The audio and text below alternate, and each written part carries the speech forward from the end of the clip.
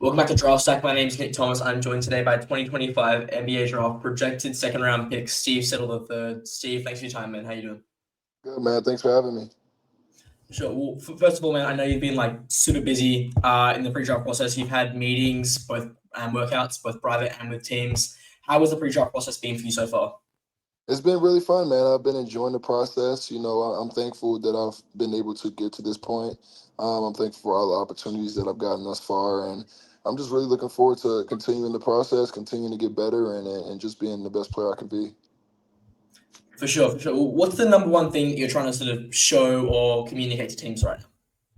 Yeah, just trying to kind of show my skill set. I think I've been really under the radar for most of my career. So just allowing teams to see what I can do when I go to these workouts and talk to them, and just kind of putting my best foot forward at all times. And I'm a guy that can do multiple things on the floor, and not really. I don't really have a position or a box, but whatever a team needs me to do is what I can do. So just looking to kind of show off their versatility for sure. And how successful do you feel like you've been being able to show that? I think it's kind of a work in progress. I think my first workout was I think I could have done a lot better. I think I'll continue to get better as I learn. It was definitely a wonderful experience, a wonderful opportunity. But I'm just taking everything that comes with it. I'm just embracing the work, and my confidence has skyrocketed, and I'm just looking to continue to develop over these next couple of weeks. And I know the workouts will come, and I'll be ready to go. For sure, for sure. Well, I mean, the people at home probably don't know this, but from the conversations I've had with you and with your manager, you've been in the gym like an obscene amount, Yeah. especially over the past couple of weeks. So, what is like the main thing you're working on right now? What are you really trying to work on before the draft? Yeah, I think just simplifying my shooting. I think I can shoot the ball really well, but just making sure that I'm as efficient as possible when I get to the next level, especially in how many, things I'm able to do when I get the ball, when it goes into shooting.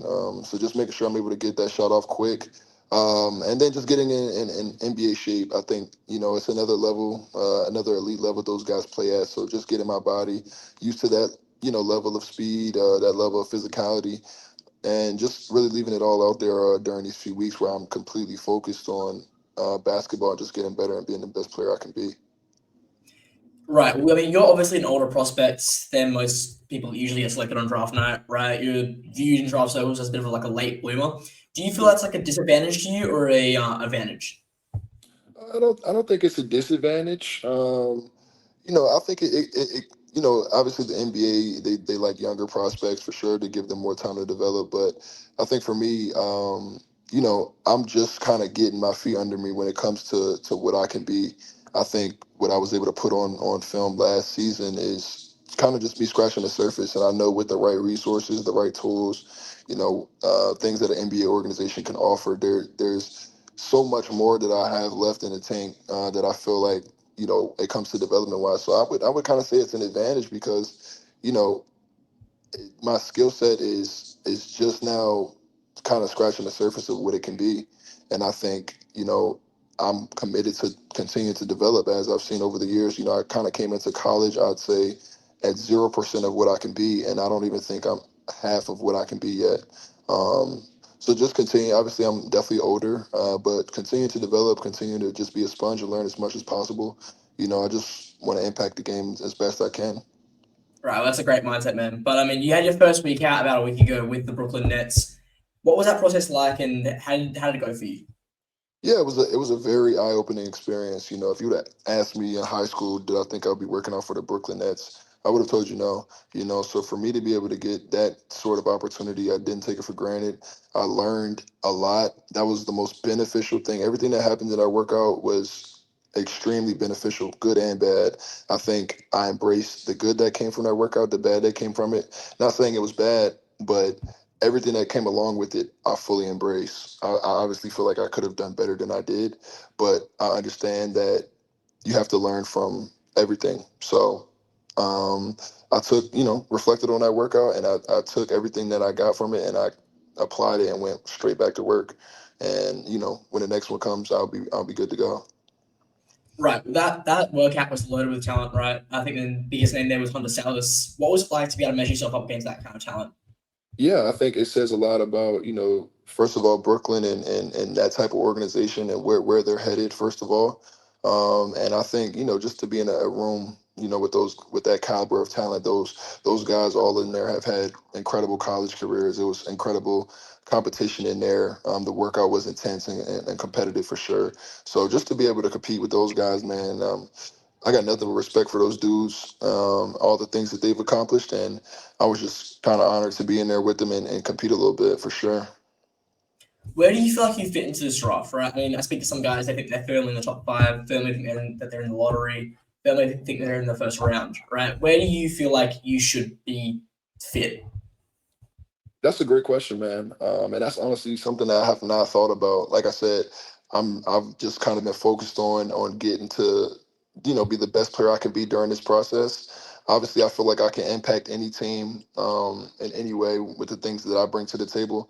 I don't really have an ideal slot in mind or round or anything like that, but just want to make sure I get to a good situation where I can continue to develop and continue to be in a good situation and just continue to put one foot in front of the other and be the best player I can be.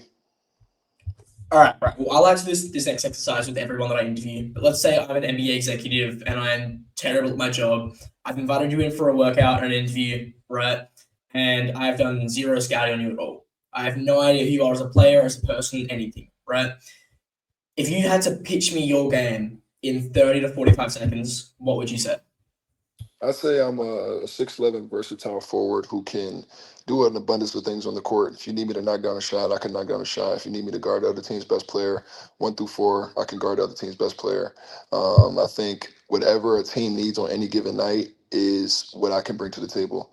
I'm not a guy who you're going to have to bring into an organization and say, okay, but we don't need you to be shooting it like that. Like, I've always been a guy to put the team first, and whatever a team needs me to do is what I can fully buy into because I'm all about team success. And I know if everyone does, what's required of them, then the team will be successful. So I think that's what I would kind of say about me. And I'll leave it at that.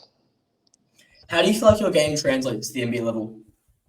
Yeah, I think the NBA is a incredible league, incredible talent, and for me, I'm blessed to be as tall as I am, 6'11", but I'm not a traditional 6'11" kind of player. I'm not a back to the basket post bully kind of guy.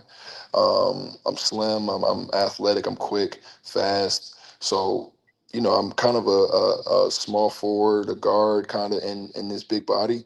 So I think for me, just having positional size is obviously something the NBA They love that. really, yeah, obviously they really like. So again, I think I can do things that guys that are 6'3", 6'4" can do, and I'm 7 inches taller. So I think that definitely will help out a lot at the next level.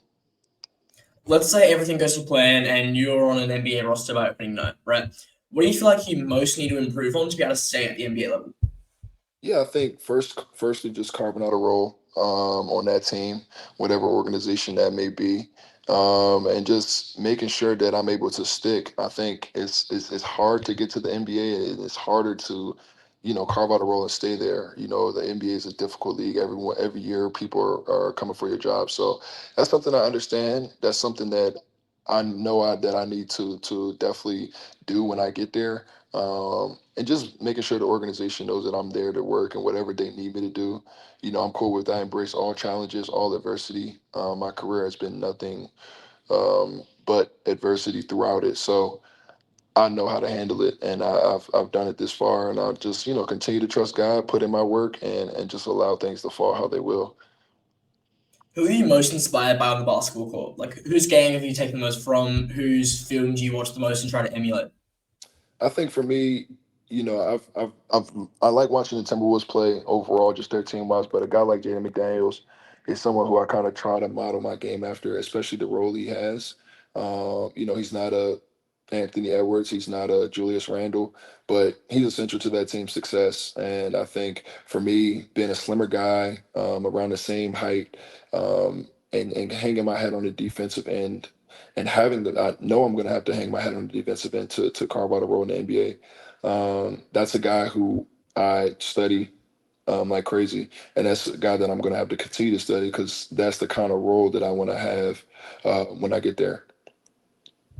Right now, you're sort of flying under the radar a little bit. I don't think it's going to last much longer personally, but if there was one thing you want NBA teams and their fans at home to know about you, not just as a player, but as a person, what would it be?